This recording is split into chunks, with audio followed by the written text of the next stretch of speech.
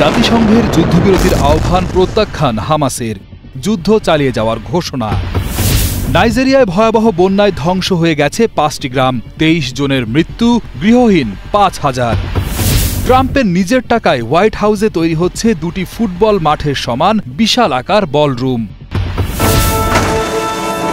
গাড়ি নিয়ে রোমান্টিক নাটক মঞ্চস্থ হল এস্তোনিয়ায়, যেখানে সব চরিত্রই গাড়ি।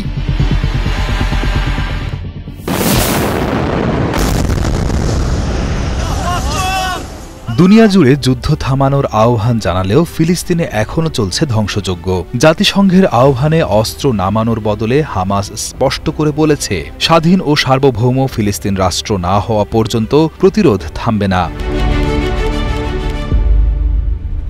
31 জুলাই বৃহস্পতিবার এক বিবৃতিতে তারা জানায়, জেরুজালেমকে রাজধানী করে স্বাধীন ফিলিস্তিন গড়ার আগে ইসরায়েলি দখলের বিরুদ্ধে তাদের লড়াই চলবে।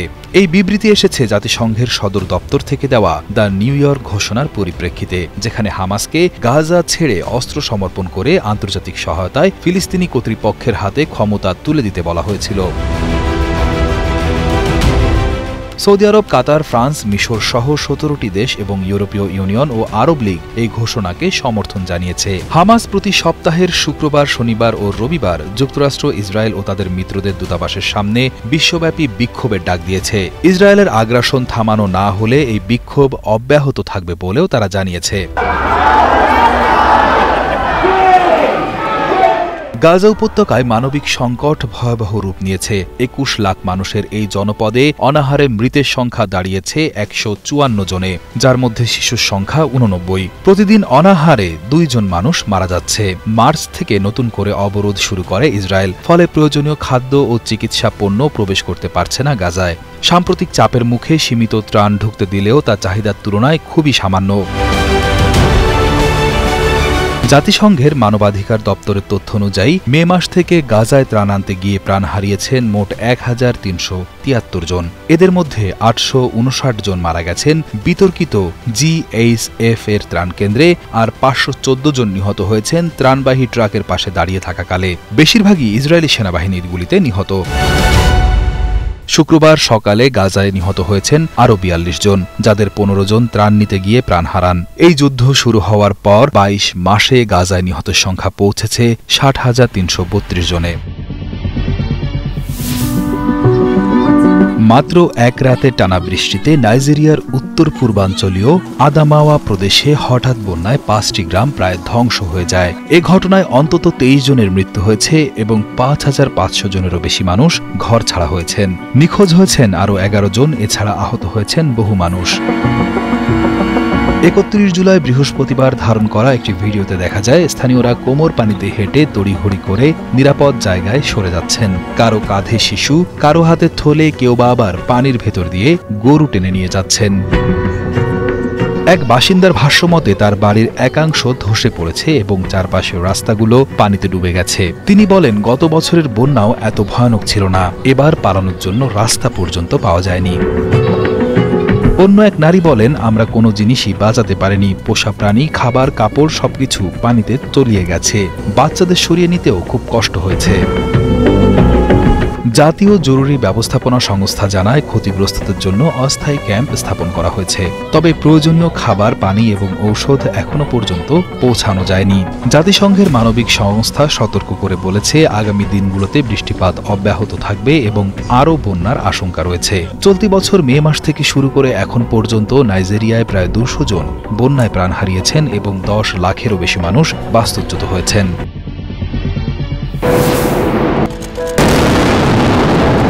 ইসরায়েলি হামলায় লণ্ডভণ্ড হয়ে গেছে গাজার সমস্ত স্থাপনা, সেই সাথে বেড়েছে খাদ্যের সংকট। গাজাবাসীর এমন হাহাকারের যেন কোনো শেষ নেই। এদিকে দিন দিন বাড়ছে সেখানকার বয়স্ক কিডনি রোগীদের চিকিৎসার অভাব। এমনই এক 50 বছর বয়সী কিডনি রোগী ইউসেফ আল আথামনা গাজার হাসপাতালে শুয়ে কাতরাচ্ছেন।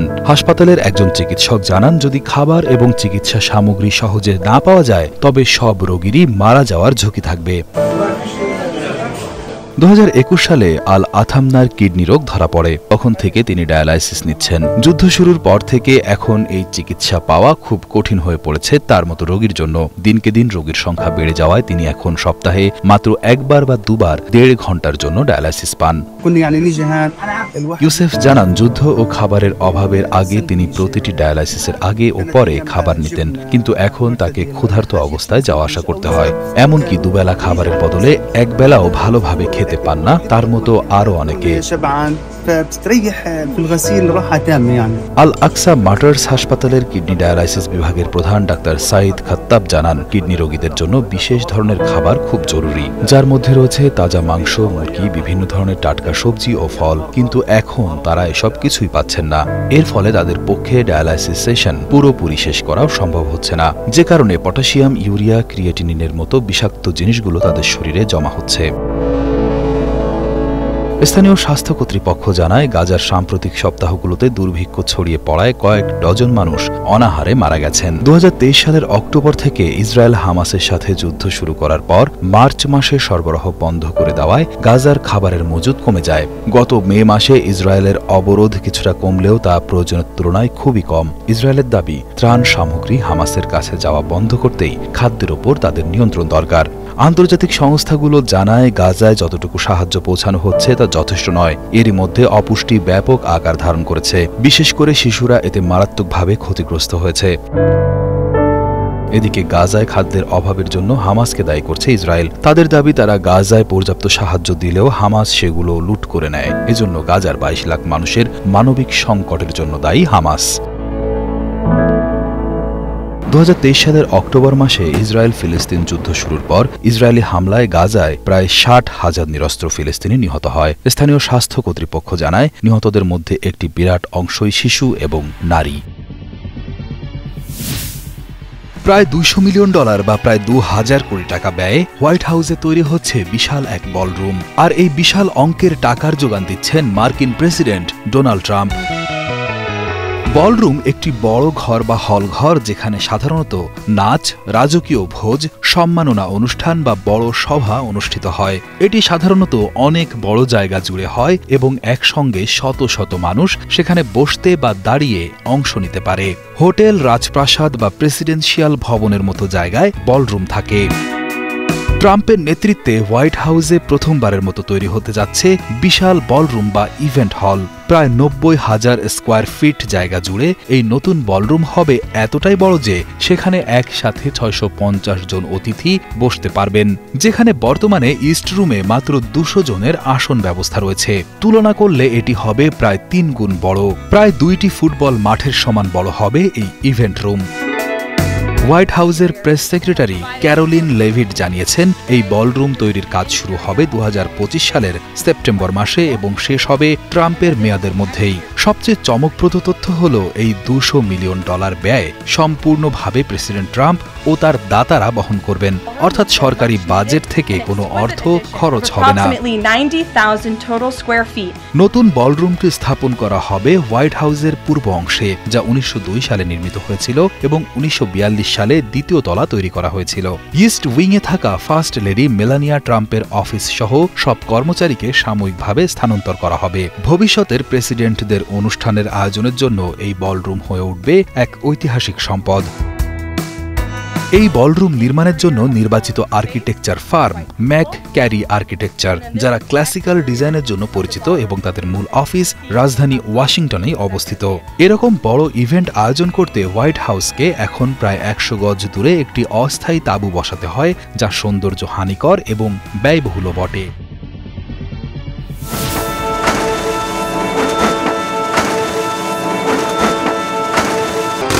মঞ্চস্থ হচ্ছে শেক্সপিয়রের বিখ্যাত নাটক রোমিও জুলিয়েট। তবে চরিত্রগুলো সবই যন্ত্রদানব। লাল টুকটুকে পিকআপটি জুলিয়েট, আর রোমিও চরিত্রে একটি দারুণ মডিফাইড র্যালি ট্রাক।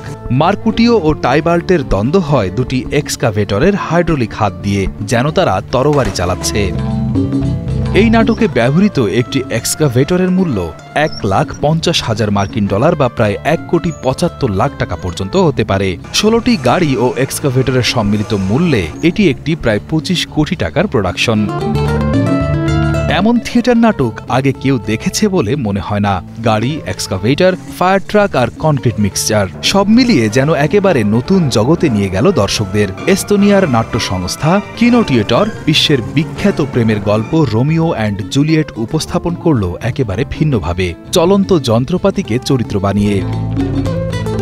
এই অভিনব থিয়েটার মঞ্চস্থ হয় এস্তোনিয়ার রুম্বু কয়লার খনিতে, যা আগে ছিল সোভিয়েত যুগের একটি কয়লার খনি এবং কারাগারের বন্দীদের জন্য শ্রম এলাকা। প্রায় 16টি বিশাল যানবাহন, excavator, truck, fire truck, concrete mixture ও পিকআপ এই গল্পের চরিত্র হয়ে মঞ্চে হাজির হয়। নাটকের সহপরিচালক পাভো পিক জানান, গাড়িগুলো বেছে নেওয়া হয়েছিল একদম অনুভূতির ভিত্তিতে। যেমন ছোট লাল পিকআপটিকে দেখেই তারা বুঝে যান এটাই জুলিয়েট, আর একটি বড় ও কিছুটা দাম্ভিক সেমি ট্রাককে বেছে নেওয়া হয় কাউন্ট প্যারিস চরিত্রের জন্য। এটি ছিল এক ধরনের পরীক্ষা, এই বিশাল যন্ত্রগুলো দিয়ে কি নরম অনুভূতি, প্রেম ও নাটকীয়তা প্রকাশ করা যায়। নাটকের সময় দেখা গেছে ফায়ার ট্রাক এসেছে লর্ড কার্বুরেটি হিসেবে, আর বাসগুলো এসেছে হেরাল্ড চরিত্রে। নাটকের দর্শক মায়া পুষ্সিম জানান, যদিও গাড়ি ছিল তবুও প্রেমের মিষ্টতা একেবারে ঠিকঠাকভাবে ধরা পড়েছিল। গাড়িগুলো যেন চুমু খাচ্ছে এমন অনুভবও হয়েছিল। দর্শক জোহানেস স্ট্রলা বলেন, এই পরিবেশে এই যন্ত্র দিয়ে কিভাবে পুরো গল্প সাজাবে এটাই ছিল প্রশ্ন, কিন্তু তারা চমৎকারভাবে সেটা করে দেখিয়েছে। নাটকের শেষে ঝড় বৃষ্টি শুরু হয়, আর সেই গর্জনে নাটকের শেষ দৃশ্য যেন আরও বেশি নাটকীয় হয়ে ওঠে, যা দর্শকদের মনে বিশেষ ছাপ ফেলেছে। শুভ্র বরফের মাঝে ম্যারাথন দৌড় প্রতিযোগিতা। তীব্র ঠান্ডায় আয়োজিত এই প্রতিযোগিতা শুধু খেলা নয়, এর পেছনে আছে বিশেষ এক উদ্দেশ্য। বরফে ঢাকা পৃথিবীর সবচেয়ে উত্তরের জায়গার জলবায়ু পরিবর্তনের বিরুদ্ধে এক বিশেষ বৈজ্ঞানিক অভিযানের অংশ ছিল ম্যারাথন দৌড় প্রতিযোগিতাটি। এই দৌড়ের আয়োজন করেছিল যুক্তরাষ্ট্রভিত্তিক রান বাক, যারা শুধু প্রতিযোগিতার আয়োজন করেই থেমে থাকেনি, তারা নর্থ পোল ফোরাম নামে একটি বৈজ্ঞানিক প্ল্যাটফর্ম চালু করেছে, যেখানে অংশগ্রহণকারী দৌড়বিদরা বরফের স্তর, উত্তর মেরুর হুমকি, সংরক্ষণ এবং ভবিষ্যৎ উন্নয়ন বিষয়ে বিশেষজ্ঞদের কাছ থেকে শিখতে পেরেছেন। একটি ফরাসি আইস ব্রেকার জাহাজ লা কমান্ড্যান্ট চারকোট দৌড়বিদদের উত্তর মেরুতে পৌঁছে দেয়। সেই জাহাজ থেকেই পরিবেশবিদ ও অভিযাত্রী পিটার ড্যামিশ নেতৃত্ব দিয়েছেন বৈজ্ঞানিক গবেষণার। বরফ গলে যাওয়ার হার বোঝার জন্য তারা বিভিন্ন স্থানের পানির নমুনা সংগ্রহ করেছেন। এই ফোরামে শুধু বিজ্ঞানীরাই ছিলেন না, ছিলেন আর্কটিক ইনিশিয়েটিভের পরিচালক জেনিফার স্পেন্সার। তিনি বলেন, উত্তর মেরুর তথ্য সংগ্রহ ও জলবায়ু রক্ষা শুধু এক দেশের দায়িত্ব নয়, বরং সকল দেশের যৌথ দায়িত্ব। কারণ এই অঞ্চলের তাপমাত্রা বাড়ছে বৈশ্বিক হারের 3 গুণ হারে। বিশ্ব আবহাওয়া সংস্থা WMO জানায়, 2025 সালের রিপোর্টে বলা হয়েছে আর্কটিক অঞ্চলের তাপমাত্রা বেড়ে চলেছে প্রতি দশকে প্রায় 0.75 ডিগ্রি সেলসিয়াস হারে। তুলনামূলকভাবে বিশ্বে গড়ে বাড়ছে মাত্র 0.25 ডিগ্রি করে। রাশিয়া আর্কটিক মহাসাগরের প্রায় 50% উপকূল নিজেদের বলে মনে করে, তাই আন্তর্জাতিক সহযোগিতার ক্ষেত্রে তাদের ভূমিকাও গুরুত্বপূর্ণ। অবাক করার বিষয় হল, এই বৈশ্বিক জলবায়ু সংকট এখন বীমা খাতেও প্রভাব ফেলছে। একটি বীমা সংস্থার সিইও রব শিনেক বলেন, উত্তর মেরুতে বরফ গলছে, ফলে কোথাও দাবানল, কোথাও ঘূর্ণিঝড়। এসবের জন্য মানুষকে নতুনভাবে নিরাপত্তা দিতে হচ্ছে, আর তা যেন বীমা কোম্পানির জন্য বড় ক্ষতির কারণ না হয় সেটাও দেখা দরকার। উত্তর মেরুতে সূর্য বছরে মাত্র একবার ওঠে এবং একবার অস্ত যায়, অর্থাৎ একবার দিন শুরু হলে তা চলে প্রায় 6 মাস পর্যন্ত।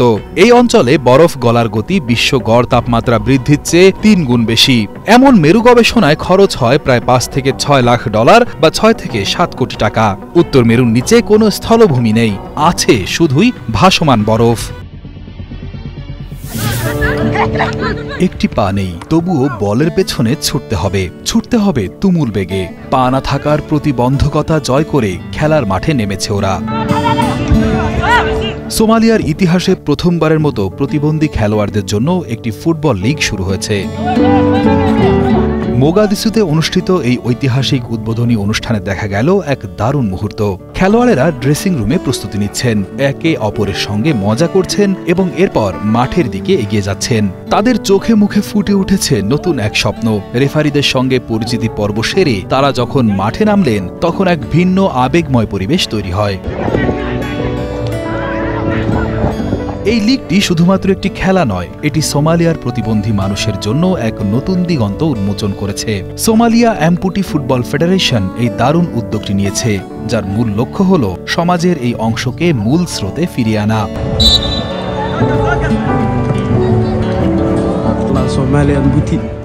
সোমালি অ্যাম্পুটি ফুটবল দলের ফুটবলার ইসমাইল আব্দুল্লাহি হুসেইন জানান, তিনি আন্তর্জাতিক অঙ্গনে নিজের দেশকে প্রতিনিধিত্ব করার লক্ষ্যে দলের সঙ্গে যুক্ত হয়েছেন। তার এই বক্তব্য থেকে স্পষ্ট হয় এই খেলোয়াড়দের স্বপ্ন কতটা বিস্তৃত।